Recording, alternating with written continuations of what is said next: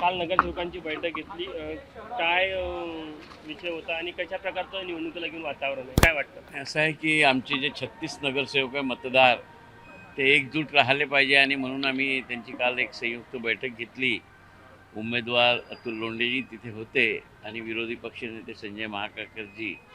आणि आमचा प्रयत्न आहे की काँग्रेसचे पूर्ण मते एकगट्टा मिळाले पाहिजे, त्यासाठी आमचं नियोजन सुरू आहे आणि त्यासाठीच कालची ही मीटिंग होती. काल मागच्या आठवड्यात तुम्ही दिल्लीला जाऊन आले, काय आहे? कारण की संपूर्ण राज्यामध्ये नवीन नवीन शहराध्यक्ष जिल्हाध्यक्षाच्या नेमणुका लागून खूप नाराजी आहे. नाही, असं आहे की राजकीय नेते काँग्रेसचे दिल्लीला जातेच राहतात. माझे काही वैयक्तिक कामं होतं आणि काही भेटीगाठी घ्यायच्या होत्या म्हणून मी दिल्लीला गेलो होतो, परंतु राजकारणातला असा काही महत्त्वाचा विषय नव्हता.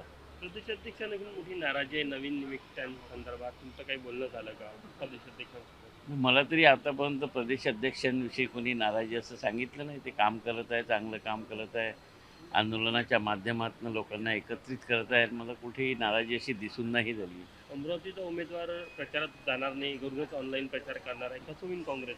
आता हे हायकमांडनी विचारायला पाहिजे की ज्या ज्या जिल्ह्यातलं नेतृत्व ज्यांनी उमेदवार दिला कोणी, हे महत्त्वाचं आहे. ज्यांनी उमेदवार दिला त्यांची जबाबदारी आहे की त्याचा प्रचार करून घेणं. आणि म्हणून हायकमांड मला वाटते की विचारणा करेल ज्याही जिल्ह्यांमध्ये असा घोळ झाला त्या जिल्ह्यातील नेते मंडळी, कारण की सगळं काही करत असताना त्या जिल्ह्यातल्या नेत्यांना महत्त्व देण्यात येते. तर मग त्या जिल्ह्यातल्या नेत्यांनी उमेदवार आपला टिकला पाहिजे. प्रचार हार जीत नंतरचा विषय आहे, परंतु उमेदवार मैदानात राहिलं पाहिजे.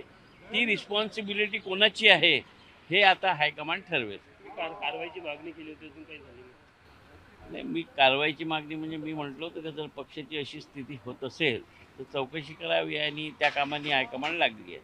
भाऊ, यावेळेस जो विधान परिषदेत ट्रेंड दिसला, कित्येक उमेदवारांनी अर्ज मागे घेतले, त्यांना नाव मागे घेतलं.